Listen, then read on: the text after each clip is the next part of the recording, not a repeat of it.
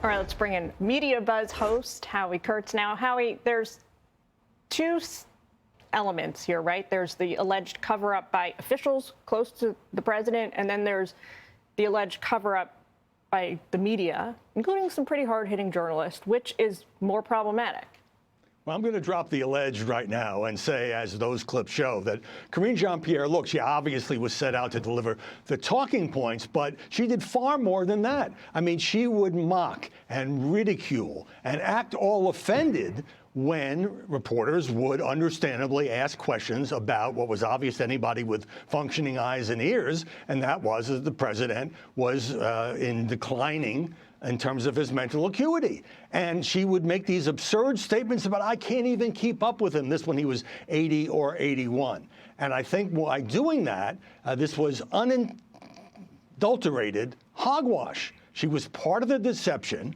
And I think it's cost her a lot in terms of her reputation. I just asked Antonio, I'm going to ask you, playing devil's advocate here, isn't that her job, to cover up unsavory truths? Or maybe not to cover them up, but to whitewash or obstruct that from sort of becoming public?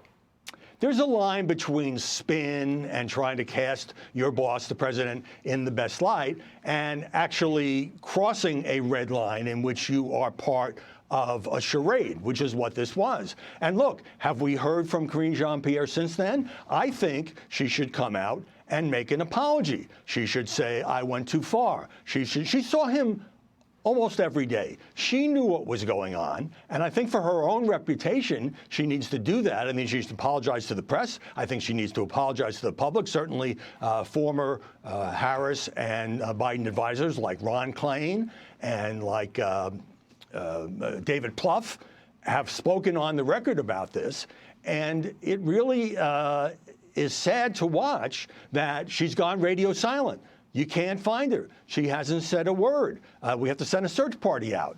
And I think that to salvage her own reputation, she ought to acknowledge that she went too far, that the guy who was 80 or 81, and this is a woman, by the way, who ran miles every day, and to say, well, I just couldn't keep up with him, I think right now looks awful.